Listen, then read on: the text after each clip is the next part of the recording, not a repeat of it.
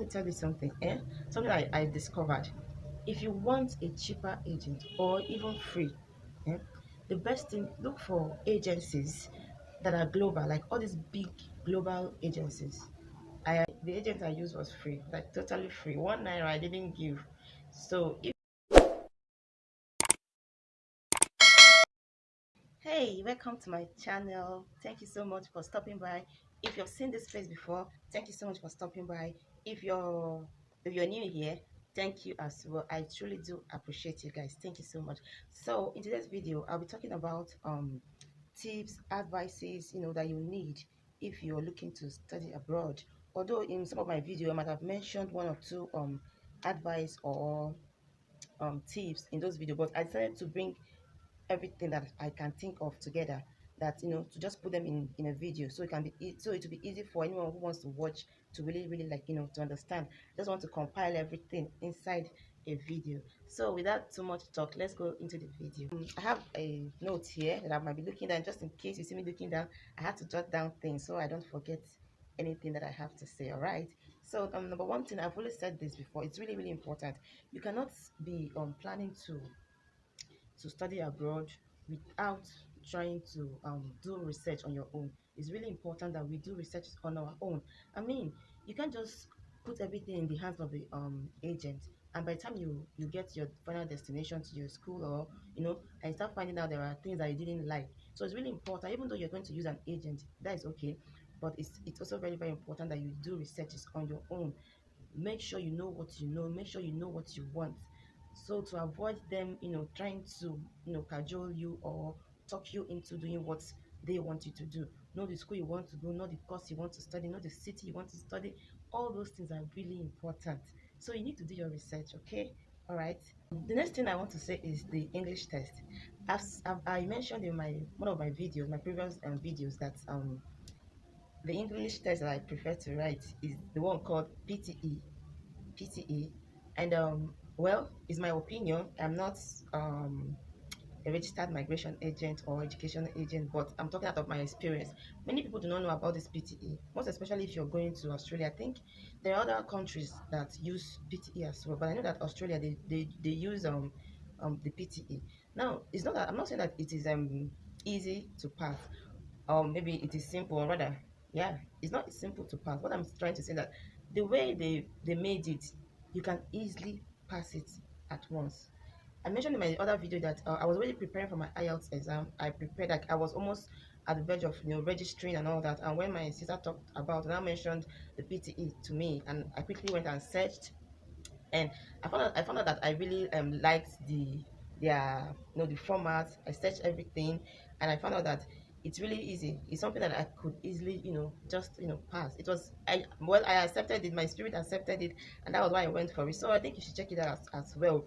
You might as well understand what I'm trying to say. You might as well find it easy, for you to write, instead of sitting and writing and writing and writing over and over again. Now, still on this English test exam, well, I think when I was coming, when I was planning to write my exam, the notion that I had was that you have to score like maybe like 8 8.5 and all that to pass your to get admission. Now there are two different things for your admission. I think even in the IELTS as well. So don't waste your time writing and writing and writing and writing English test. So if you score like about 6.5, that is enough for you to secure your admission. Is enough for you, most especially in Australia here, that I know very well. Most schools, their cut-off band is 6.5 and 7. Then, if you want to now, maybe at the end of your study, if you want to remain in that country, then you can now, while you are still there, while you are in the country, while you're already studying, okay, you can begin to write for another exam for your PR, okay. These two exams cannot stay together. I mean, initially you can just get the 6.5 or whatever, if because by the time you're through with your studies, I don't think the exam that you've written will still be valid for you to use for your PTE, for your PR. Okay, so most people don't understand this thing. They just go and keep writing, and they want to score like a band 8 or band 8.5 and all that. No, with the band 6 sometimes, or even a band 6.5, you can gain your admission. You can. Then when you start studying, you begin to plan. If if you have the intention of remaining in Australia after your studies, then you can begin to write your exam and prepare. I hope this helps someone. All right, moving forward. This before, guys, you need to start early to apply for your transcripts. Like these people did me shaggy, especially if you're coming if you're coming from Nigeria. I don't know from for other countries or even other African countries. Like seriously, if you're coming from Nigeria, you need to start early. For example, now if you think that you want to further your education, you want to study abroad, maybe this year, start immediately. Gather it and keep. It does not expire. Gather it and keep. I talked about there's a video I made on how to get your transcript by yourself. Most times we would love to apply to, like, more than two or one schools and all that. And in the school you have to keep paying for each school you want to apply to. I mean, you want to send your transcript to, you pay for it. If you're in Nigeria here, you understand what I'm trying to say.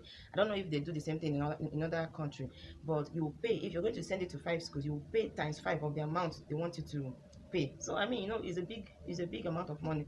So I made a video on how you can get your transcript by yourself, and then once you have your transcript, you can now send to as many schools as you want. Okay, so you can watch the video. I'll put the link in my description box if you want to know how to get your transcript by yourself. So back to what I was saying. It's really, really important. Start early. Start early. If you don't want to be frustrated, start early. Don't wait. Oh, there's still time. As long as you know you're sure, or even if you're not sure, but it's like you're going to travel, abroad, start early. It's better you start early. When you get it, it's your transcript. Even if you decide not to go again, there's nothing wrong with it. You can keep it to yourself. Okay, so it's better start early to apply for your transcript. I know why I'm saying this. Please, if you can relate, if you've gone through that process, like of trying to get your transcript here in Nigeria, please, I want you to comment in the comment section below. You understand? Okay. Talking about agents, it's really important. I know there are a lot of scam agents everywhere. One really, really, really needs to be careful. For most universities in Australia, I think it could apply to other countries too, but my experience is with Australian universities, because that is where I applied to. So almost all their universities, they require that you use an agent. Yeah, they require that you use an agent for your process. So don't just go out there and start looking for agents like that, so you don't fall into the wrong hands. Okay, now the surest way of getting an agent is in the university. That's why I said you need to do your research first. You need to do your research to know the school you want to go to. Know the schools, like, maybe 2 or 3 schools you think you can go to. You understand? Then go to their website, search for agents. At the end of and at the bottom part, I mean, there's always a place where they say apply. As you keep scrolling down, you will surely see where they'll talk about agents. Okay, so click on it, put in your country, your details, and all that. Then they will bring out the list of agents that are affiliated to their schools, to their own school, that are in your country. You will see a lot of them. Now choose. It doesn't matter if, for example, if I'm in Abuja, I'm from Nigeria. If I'm in Abuja and the agent is in Lagos, it doesn't matter. You don't have to see your agent. So make sure you choose the best. Now, in choosing agents, guys, let me tell you something. Something I discovered. If you want a cheaper agent or even free, eh, the best thing, look for agencies that are global, like all these big global agencies. I also made a video on that. Go check the video. I'm going to link it on my description box. How to get a cheaper or free agent. Okay, all these big global agents, they are usually free, or most of the times. I mean, they are usually cheap. Rather, they are usually cheap, and most of the time they can be free. It can be free. I used the agent I used was free, like totally free. 1 naira I didn't give. So if you want to know how I did it, it's also in that video too. Go watch the video. All right. Remember that you have to write your SOP, statement of purpose, and in different countries they have different things for it. Like, is it even genuine entrance statements? They have different names for it, but whatever it is for the country you are applying, please start early. Like in Australia, it is called the SOP, statement of purpose Start early, guys. Start early. In that, I'm going to make a video on how to write a good statement of purpose. You can also Google online, but don't ever copy. Don't ever, because they're going to find out. Google online to see formats or procedures or no that you can follow, and there are no any outlined, kind of format or state or the way you should follow. The most important thing they want is that the most important thing that is that you should answer the questions that they want to know.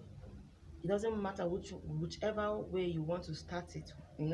So don't bother about that. You're going to see different format, different ways, but at the end of the day, if you go through all those SOPs that you're going to find online, you see that they are all still saying the same thing. So make sure the reason why you are going to leave the country after your studies, um your payment, why you chose the school, why you chose the country, so many other things. Let it be clear. Let them get satisfied with your answer.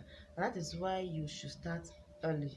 Start early and begin to build it. I started early, begin to gather your point. As you start, just start writing. You might be saying, oh, I don't have any idea and all that. No, just start writing. While you're writing, while you are at it, ideas begin to naturally flow in. It's going to really help you guys. So start as early as possible. All right. Now, okay. If you want to, I always say that if you want to remain in that country, I think the best time to plan is during the time of your application.